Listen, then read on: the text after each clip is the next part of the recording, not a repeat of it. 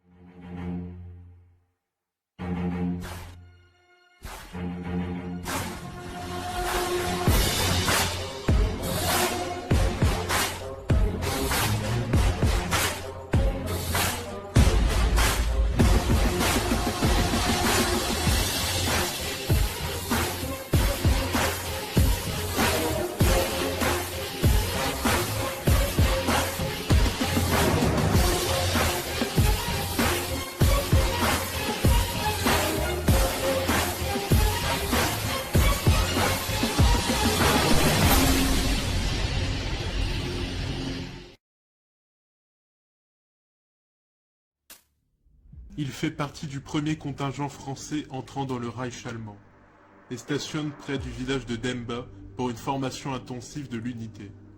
Avec lui, 25 officiers et 802 autres soldats et sous-officiers. Après cet entraînement, les légionnaires rejoignent leurs camarades européens en Russie fin novembre 1941. Ces soldats bataillent déjà depuis 6 mois et combattent toujours vaillamment l'ennemi. À partir du 1er décembre, dans le secteur de Djukovo, près de Moscou, les troupes françaises sont enfin engagées en première ligne afin d'aider les soldats allemands à briser la ligne de défense soviétique. En pleine tempête de neige et par 23 degrés en dessous de zéro, la première compagnie du lieutenant Guéné, compagnie où figure Eugène Vollot, ainsi que la deuxième compagnie du lieutenant Dupont du 1er bataillon de la LVF partent les premiers à l'assaut. La première compagnie est obligée de se coucher au sol sous le feu des mitrailleuses sibériennes positionnées dans les bois. Malgré cela, la seconde compagnie, baïonnette au canon, arrache le bois lors d'un corps-à-corps brutal. L'objectif principal, le village de Djukovo, ne sera finalement pas capturé par les troupes françaises, bien défendu par les soviétiques et entouré d'un large réseau de barbelés et d'un champ de mines. La LVF est relevée le 7 décembre, après des pertes effroyables dues au froid et aux maladies. Pour ces actions et cette semaine au front, 200 citations et 10 croix de fer sont attribuées aux volontaires français. Après le renouvellement des effectifs et un entraînement plus poussé, la LVF n'est utilisée que pour des opérations antipartisans.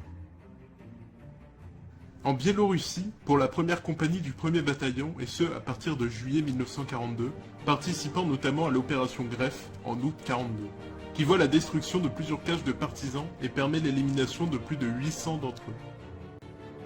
C'est durant cette campagne qu'Eugène Vollot obtient la médaille du Front de l'Est, médaille qui sera attribuée à plus de 3 millions de soldats de l'Axe, ayant combattu entre le 15 novembre 1941 et le 15 avril 1942.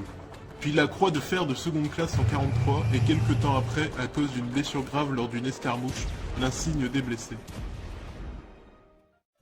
Il est réformé de la LVF à la suite de cette blessure et retourne dans la vie civile, passant quasiment un an d'ennui dans ce monde qu'il avait abandonné en juillet 1941.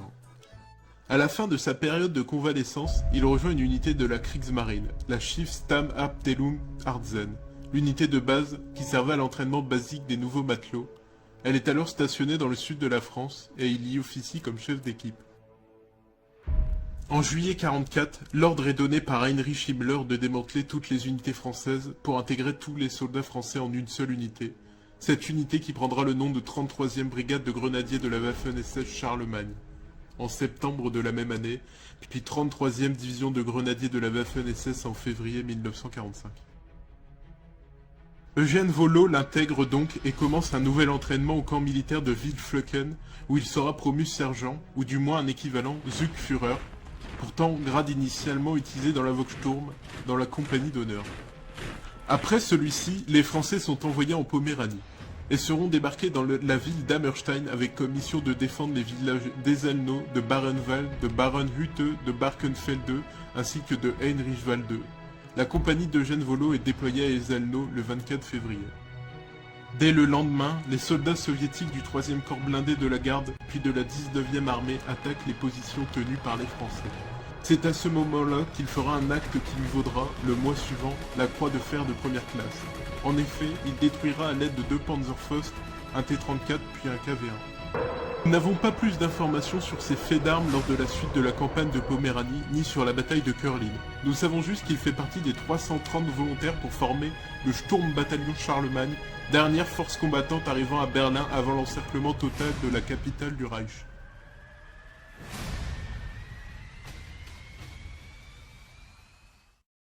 Faisant partie des soldats engagés dans la contre-attaque du quartier de Neukölln durant la soirée du 25 avril 1945, Vollot y détruira 2 chars soviétiques et dira à ses frères d'armes que c'était seulement pour se mettre en forme pour la bataille finale.